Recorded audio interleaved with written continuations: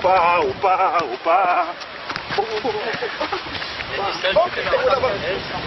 Le passement de Ronaldo de jambes, il est que d'un côté, c'est-à-dire qu'il fait ça, et il entraîne toujours du droit. Jamais de l'autre côté. C'est-à-dire qu'il fait son passement du gauche. J'aime pas. De toute façon, à Milan, il l'a fait. La balle, tu la vois plus. Donc, qu'il part à droite ou à gauche, la balle, tu la vois plus. Je te jure, il fait fou. La balle, elle est où? C'est un magicien. La balle, elle est où? C'est un magicien venant de De Sailly quand même. L'équipe, j'espère que vous allez bien. Aujourd'hui, nouvel épisode de la série Mercato. Par hasard, sur Twitter, j'ai vu cet extrait légendaire. Quand les Bleus en 98, les défenseurs plus particulièrement, réfléchissaient à comment contrer Ronaldo, phénoménal le Brésilien. Comme ça, il reste comme ça. Tu regardes, plus de ballon. Le ballon, il est de côté. Ça donnait ça, c'est incroyable quand même. Bref, aujourd'hui on n'est pas là pour parler de ça, on va parler transfert. Ça s'agite beaucoup, j'ai l'impression de me répéter, mais cette fois-ci en France, voilà nos clubs français. Pour certains, voilà, s'y mettent enfin. Il va falloir faire vite, voilà, on est déjà le 25 septembre. J'espère vraiment qu'un club comme Lyon, par exemple, va pouvoir se renforcer avec les nombreux départs. On va parler de tout ça dans cette vidéo, je vais pas en dire plus l'équipe, je vais simplement vous rappeler évidemment de lâcher ce petit truc, voilà, en bleu. Très important, puis écoutez, bah c'est parti.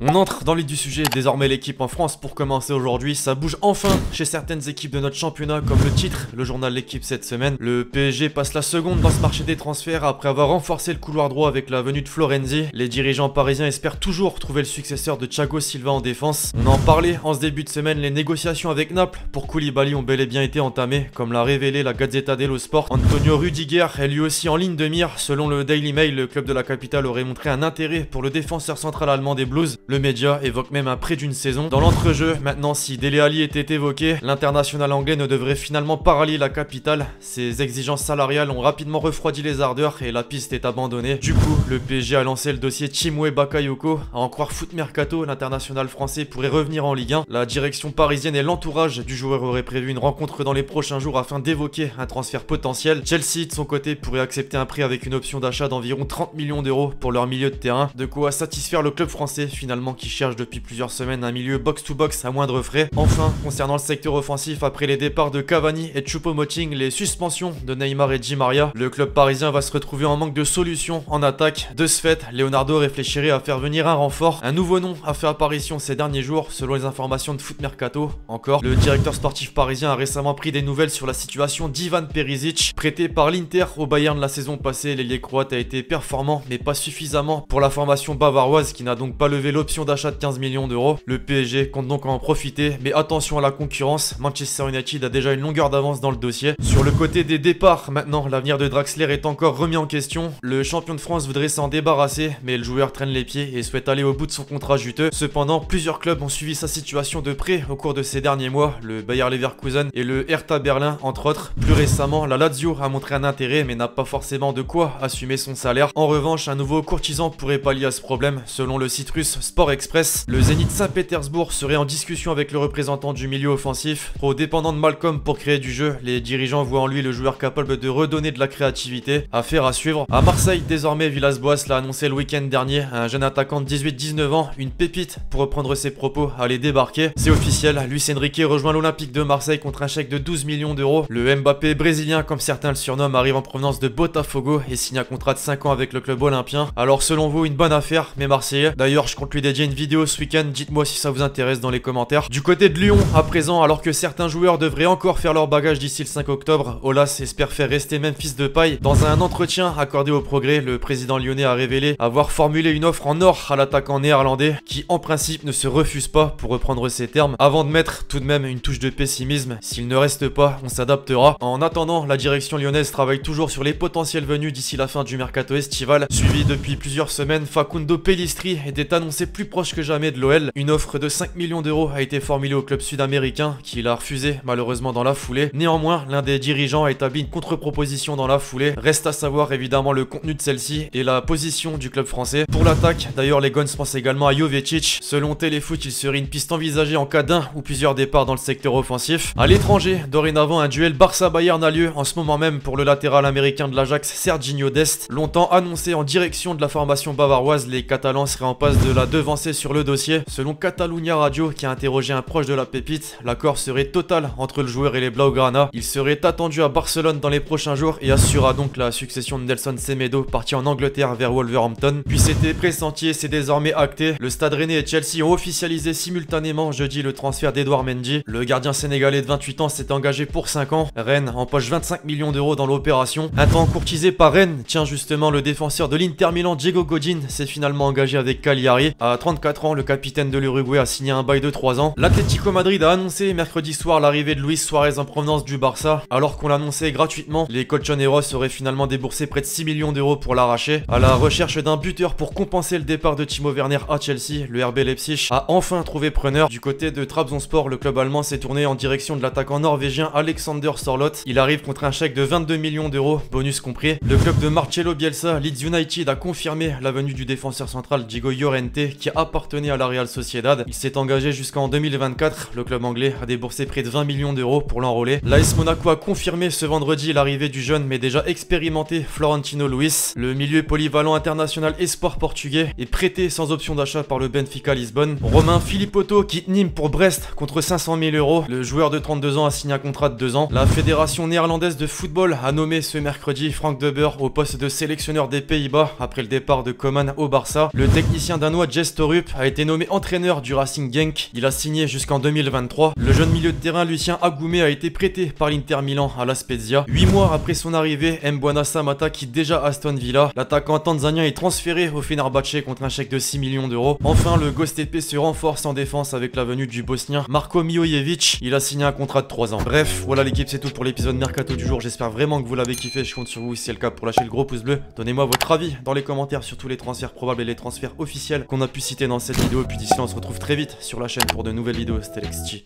Ciao.